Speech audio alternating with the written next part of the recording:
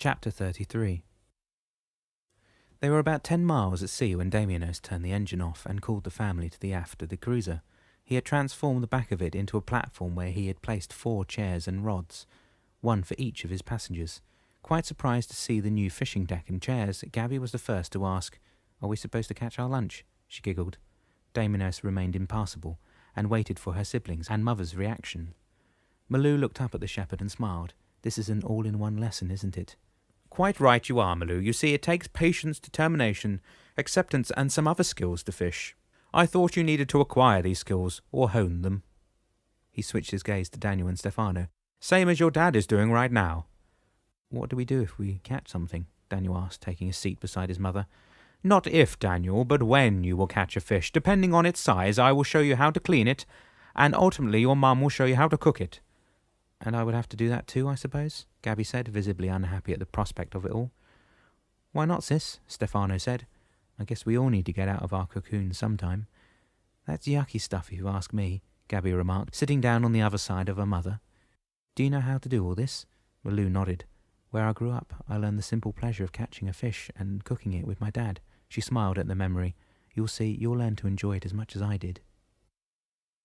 When they finished eating, and they had drunk a couple of beers, Dan and Gustavo felt a little more relaxed, as if they were on holiday. For his part, Chippewa, noticing that Dan was now more receptive, felt it was time for him to return to reading his book. "All right," he said. "Now that you've eaten and drunk to your heart's content, I believe it's time to see what is written next, don't you think?" He looked at Dan. "Right you are, Chippewa. I've still got 9 tools to acquire before we can leave for that future of mine." He chuckled as he brought the book to the top of the table and opened it in front of him. He had left it on the bench beside him while they had their lunch. He read the next passage aloud. "There is much to learn on the road of accomplishing one's dream. Together with patience, tolerance, and acceptance, you will need determination to reach your goal. Giving up or quitting should not be part of your life now. Only with determination to reach your goal will you be able to have the patience, tolerance, and acceptance to attain your desired aim." "What's the difference between determination and stubbornness?" Gustavo asked after a moment.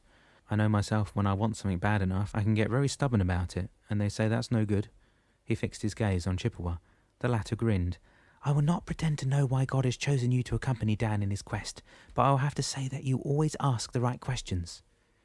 He shook his head, obviously pleased. "But to answer your question, Gustavo, stubbornness is determination's naughty cousin.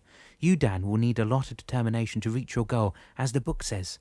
However, stubbornness may lead you astray. You will have to watch yourself in that regard." "Could you give me an example?" Dan asked, putting his forearms on either side of the open book. "Ah, yes. You were determined to take the Navy pilot training, weren't you?" "Yes, so?"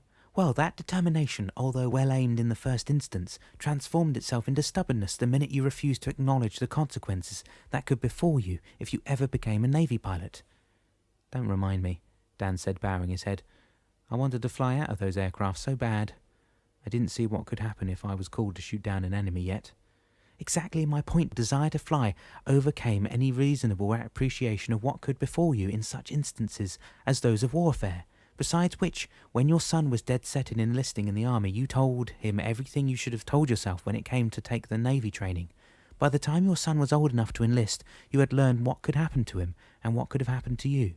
"Yes, I agree with what you're saying, Chippewa, but how do I stay determined without becoming stubborn about my endeavours?" "If I may, Chippewa," Gustavo interposed. "Yes, by all means, go ahead." Gustavo turned his head to Dan. "When you asked me to promise you to get a job in return for offering me a place to stay, I was determined to fulfill that promise, but I opposed some reticence when it came to the drive semis.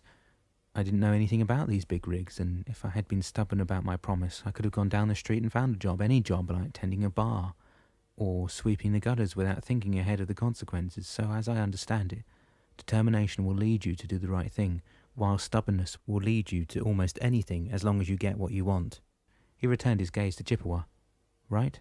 "Yes, you're absolutely right, Gustavo. The end doesn't justify the means, Dan. You will need to take time to analyze your options as they present themselves to you, and then determine the best course of action." Dan looked down at the paragraph again. "What about quitting? I don't think I've ever given up on anything." "Ha!" Chippewa laughed. "Again, you're right on point, Dan. You never wanted to quit, and that's another aspect of stubbornness. You see, if your determination is well directed, you will not need to quit or give up, because you would have made the right choice initially. However, if you choose the wrong path, quitting will become your only option if you want to redress the situation. How would I know if I chose the wrong path, or is the right one, or the right one for that matter? It's like cooking, Gustavo answered. When you want to make some pancakes, you set out to prepare the batter, put the batter in the skillet and scoop a little of the batter, let it sizzle, turn it over, and voila, you've got a pancake. However, before you started, you had all the ingredients needed and the tools required to accomplish your goal. He paused. But let's say you didn't have eggs and you still wanted to have pancake for breakfast. You would either stubbornly cook something inedible or you would quit until you got some eggs, wouldn't you? Dan nodded. Although having pancakes for breakfast was the right choice, I needed to consider all angles before I started. Is that it? Yes, Chippewa said. You will know you have chosen the right path if you have all the tools and ingredients to accomplish the task. He paused and smiled. If you don't have eggs, having pancakes for breakfast is most probably the wrong choice to make. A half an hour later, after they had started throwing their lines in the water repeatedly, without much success, impatience set in. Gabby was the first to get up from her seat. I've enough of fishing to last me a lifetime, she declared. This is crazy. She looked down at her mother. I'm going downstairs and prepare something to eat. Do you want to come? Malou shook her head in reply. No, Gabby, I don't want to go anywhere. Besides, knowing Damienos, there's probably nothing in the fridge left to eat. Damienos, who had been sitting on the engine hatch at their backs, chortled. Oh, don't you start, you crazy cat, Gabby said, stomping off toward the front of the cruiser. Hey, Gabby, come back here, Daniel hollered at the same moment. I think something is biting, as he felt a strong tug on his line. Gabby swung on her heels and rushed to come to stand beside her brother's chair. You have to have all the luck, don't you? No luck, Gabby, Malou said. You just patience. Why don't you sit down and watch? Daniel was having a hard time. The fish was really pulling on the line now. Here, let me help, Stefano said, replacing his own rod in its holder and getting up to help his brother. Malou watched her sons fight to get the fish close to the platform while a broad smile on her lips. Here, she said, getting up and grabbing the landing net.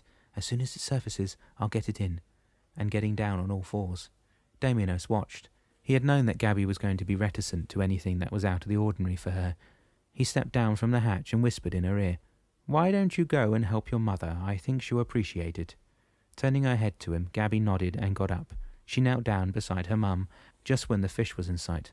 Oh no, Malou shouted. It's a catfish. It's going to be far too big for the landing net. Hold on, Damienos said, snapping his fingers. As soon as he did, the catfish released its own catch, which landed easily into the net. With a big sigh of relief, Daniel and Stefano reeled in the line while Malou took the hook off the fish's mouth. And that's when Stefano exploded in roaring laughter. We did it, Daniel, he shouted, high-fiving his brother. Not only did we catch our lunch, but we had to fight a catfish for it. Splendid. Now what do we do? Gabby asked, looking down at the wiggling fish in the landing net. Now you have to kill it, Damienos replied. You'll have to hammer its head as quickly as you can so it doesn't suffer. I can't kill anything, Gabby screamed, running away again. Here, Damienos said, handing the hammer to Stefano. Why don't you do the honours? Seeing that her son was hesitating, Malou grabbed the hammer from Stefano's hand and with a well-directed blow ended the fish's life. How could you do that, Mum? Gabby shouted as she returned to the scene of the crime. When you buy fish or chicken at the market, Gabby, have you ever considered that someone had to kill the creature before you could eat it? But didn't God say, Thou shalt not kill? Gabby argued. Yes, Gabby, he did say that. But he has also created food for us, and killing to eat is no sin. Killing for pleasure is. That's the difference. I don't think I could eat any of it, though, Gabby went on arguing. I'll rather eat vegetables for the rest of my life.